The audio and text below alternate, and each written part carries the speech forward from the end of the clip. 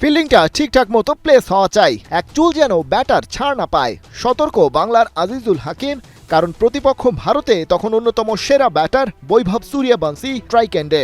দ্রুত রান তুলতে যার জুড়ি মেলা ভার।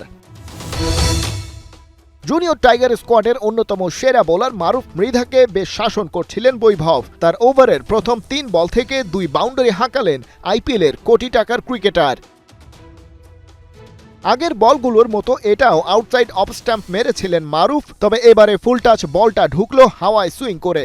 7 বলে 9 রান করে তুলে দিলেন ক্যাচ, সেটা মিস করেননি শিহাব জেমস। এই কাণ্ডের পর মারুফ মৃধার নামটা আলাদা করে মনে রাখতেই হবে। একের পর এক টোপ ফেলে এজ লেভেলে ভারতের অন্যতম সেরা ব্যাটার খ্যাত সূর্যবংশীকে বোকা বানিয়েছেন এই টাইগার পেসার।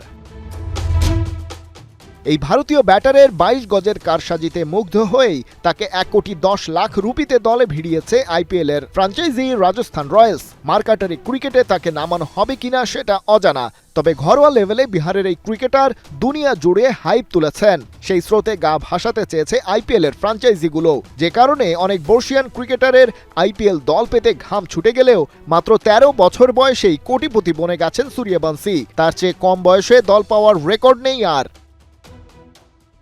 তবে হাইপ যতই উঠুক, মিডিয়া দিক যতই ব্যাকআপ, 22 গজের লড়াইটা করতে হবে বৈভবকেই।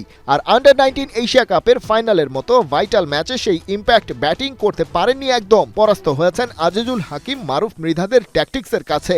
সে কারণেই প্রশ্নটা উঠছে, বৈভব কি আদৌ নিজেকে সেই বিশ্বমানের তারকা হিসেবে প্রতিষ্ঠিত করতে পারবেন? এর পেছনে মিডিয়া হাইপ কতটা থাকবে, আর কতটাই বা প্রভাব বিস্তার করবে তার প্রতিভা? নাকি ওকে ছাপিয়ে আকাশে উড়বেন আইপিএলে বরাবরই নিগৃহীত বাংলাদেশের হয়ে সদ্য ক্যারিয়ার শুরু করা মারুফ মৃধারা? প্রশ্নের উত্তর দিতে পারবে সময়। খালিদ জামিল, একাত্তর।